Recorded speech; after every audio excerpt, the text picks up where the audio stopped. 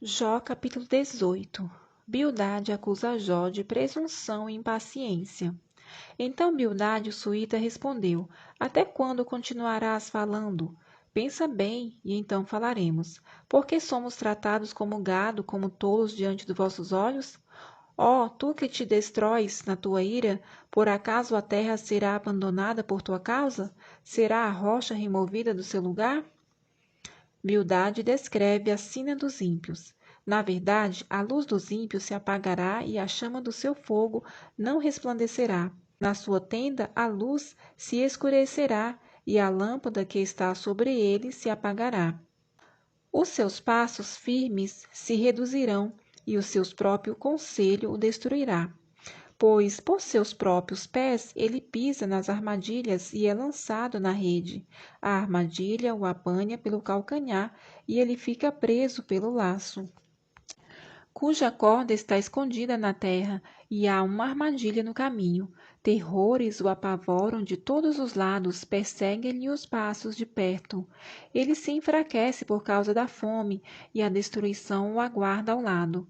Os membros da sua pele são devorados. Sim, o primogênito da morte devora os seus membros.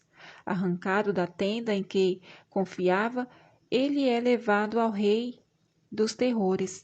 Na sua tenda habita o que não lhe pertence. Espalha-se enxofre sobre a sua habitação. Por baixo secam suas raízes e por cima são cortados seus ramos. A sua memória desaparecerá da terra e nas praças não terá nome.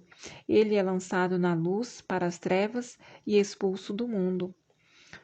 Não tem filho nem neto entre o seu povo, e nenhum descendente seu lhe restarás nas moradas. Diante de sua sina, os homens do ocidente pasmam, e os do oriente ficam sobressaltados de horror. Em verdade, essas são as moradas do ímpio, e esse é o lugar daquele que não conhece a Deus. Jó capítulo 19. Jó queixa-se da obstinação dos seus amigos.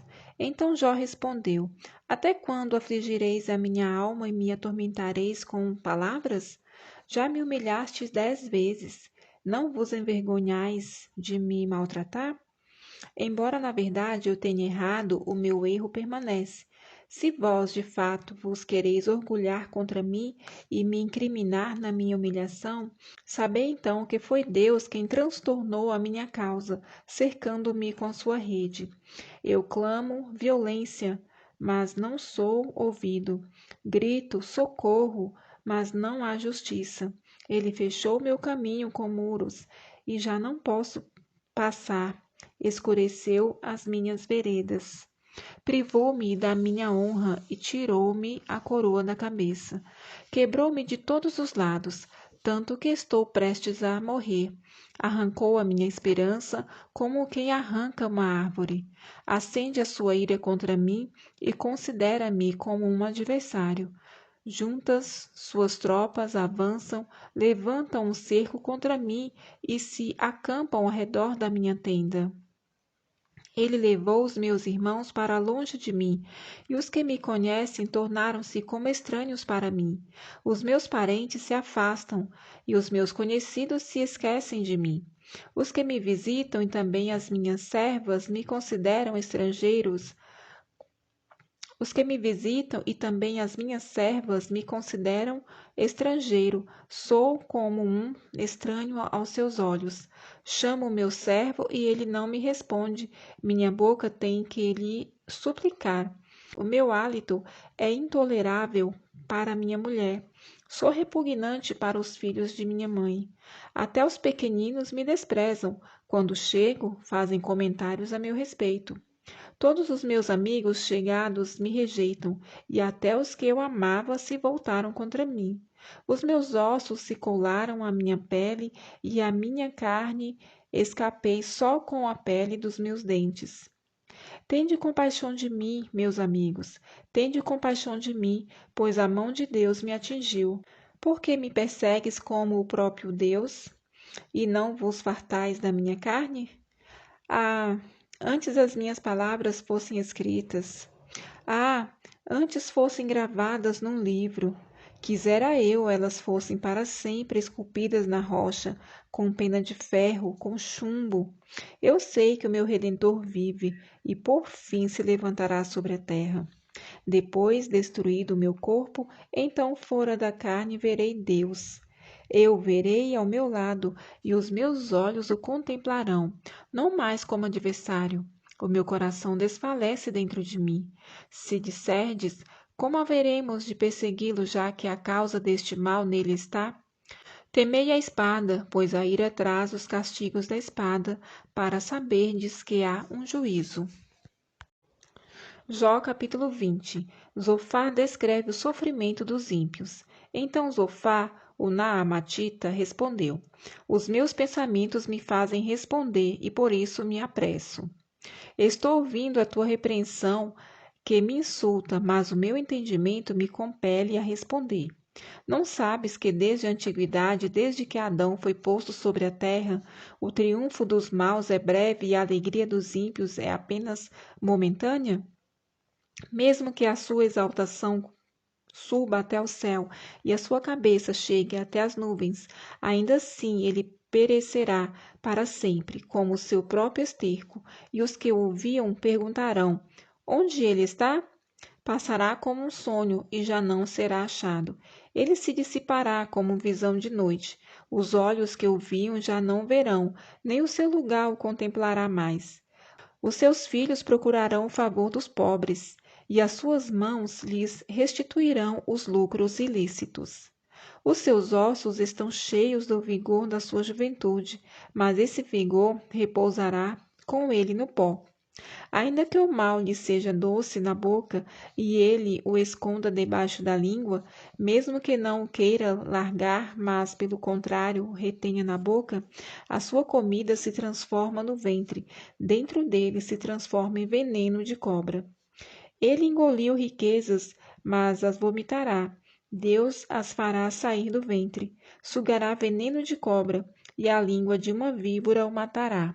Não verá as correntes, os rios e os ribeiros de mel e de manteiga. Restituirá aquilo que adquiriu com trabalho e não desfrutará dele. Não se alegrará com os bens que acumulou, pois oprimiu e desamparou os pobres. Roubou a casa que não edificou. Não refreou a sua cobiça, por isso não salvará nada daquilo em que tem prazer. Nada escapou à sua cobiça insaciável, por isso a sua prosperidade não durará. Apesar de sua grande fartura, ficará angustiado, toda a força do sofrimento virá sobre ele. Mesmo quando ele estiver enchendo o ventre, Deus enviará sobre ele a sua fúria, que fará chover sobre ele quando for comer. Ainda que ele fuja das armas de ferro, o arco de bronze o atravessará. Ele arranca do seu corpo a flecha que sai resplandecente de fel. Terrores vêm sobre ele. Todas as trevas estão reservadas para os seus tesouros. Um fogo não assoprado o consumirá e devorará o que ficar na sua tenda. Os céus revelarão a sua maldade, e a terra se levantará contra ele. Os rendimentos de sua casa se irão. No dia da ira de Deus, todos se derramarão. Essa é a porção que Deus dá ao ímpio, a herança que Deus lhe reserva. Jó capítulo 21. Jó reflete sobre a prosperidade dos ímpios. Então Jó respondeu: Ouve atentamente as minhas palavras, e isso já me servirá de consolo da vossa parte. Suportai-me e falarei. Depois de eu falar, então podereis zombar. Por acaso estou reclamando do homem? Mas ainda que fosse, não teria eu motivo para ficar impaciente? Olhai para mim e ficai perplexos. Ponde a mão na boca, perturbo-me quando me lembro disso, e o meu corpo se estremece horrorizado. Por que razão os ímpios vivem, envelhecem e ainda se fortalecem em poder? Os seus filhos se estabelecem à vista deles e os seus descendentes perante os seus olhos. As suas famílias estão em paz, sem temor e a ameaça de Deus não está sobre eles. Seus touros geram sem falhar, suas vacas dão cria e não abortam. Eles deixam sair os seus pequeninos como a um rebanho, e as suas crianças andam saltando. Levantam a voz ao som do tamboril e da harpa, alegram-se ao som da flauta. Na prosperidade passam os dias e tranquilos descem ao Seol. E dizem a Deus: afasta de nós, pois não desejamos conhecer os teus caminhos. Que é o Todo-Poderoso para que o sirvamos? Que nos aproveitará se lhe fizermos orações? Mas a prosperidade que possuem nem depende deles. Longe de mim o conselho dos ímpios.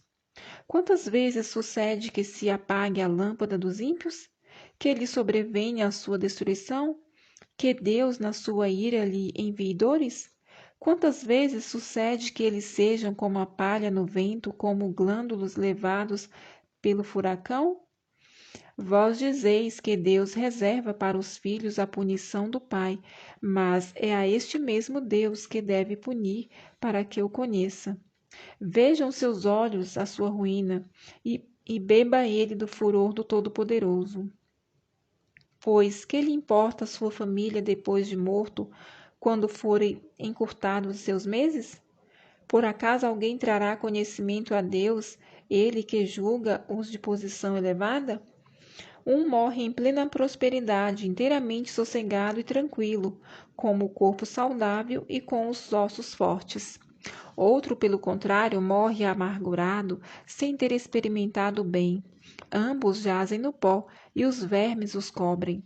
Conheço os vossos pensamentos e as más intenções de me fazer injustiça, pois dizeis: onde está a casa do príncipe? Onde está a tenda em que morava o ímpio? Por acaso não perguntastes aos viajantes? Não aceitais o que disseram?